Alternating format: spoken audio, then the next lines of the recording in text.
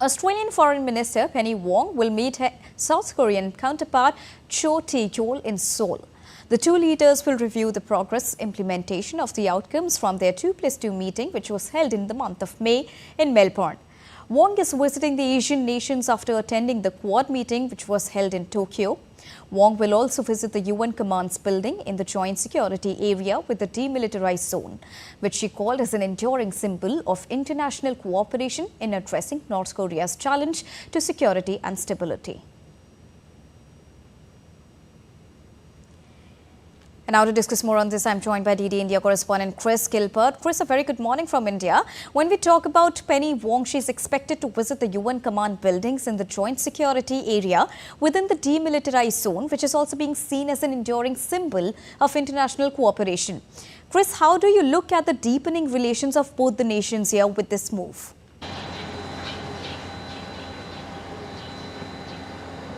Well, the two countries say that they are very close friends. They do share a comprehensive strategic partnership, and they're looking to build on that all the time. And the fact that South Korea and Australia, well, Australia is the only country that South Korea holds 2+2 talks with,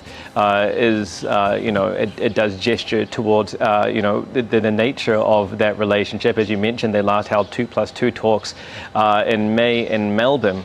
And that was largely centered around the prospect of South Korea joining the second pillar of AUKUS. Now, that's the trilateral agreement between Australia, the UK, and the US aimed at, primarily delivering nuclear submarines to Australia.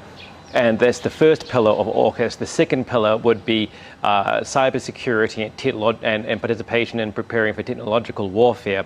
Now, that's the level which AUKUS members are considering introducing South Korea at. South Korea is interested in also acquiring nuclear submarines as well, but that has been shot down by the US at this time. Now, this is not a 2+2 meeting. The defense ministers are not there. This is a foreign ministers meeting, but it is expected to address security issues. As you mentioned, she is visiting the DMZ. South Korea has its own issues, obviously, with the instability on the Korean Peninsula to address, and there are also economic matters at stake for both of the countries as well. Apart from this, Chris, what are the major events which we are expecting to unfold throughout her visit?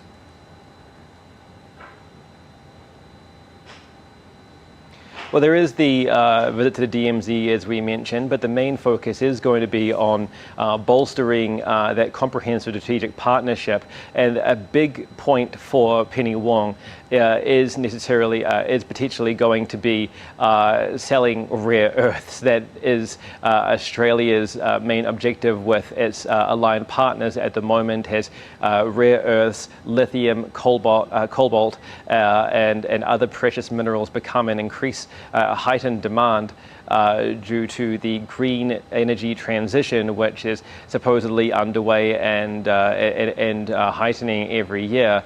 Australia is looking to be the Indo-Pacific's friendly neighbourhood vendor of these rare earths. In fact, Western Australia, its government signed a memorandum of understanding with the South Korean government agency just earlier this week for the exploration of so-called green hydrogen for export. And so South Korea is very interested in these rare earths as well for its own semiconductor industry. Is currently one of the world leaders for the production of semiconductors.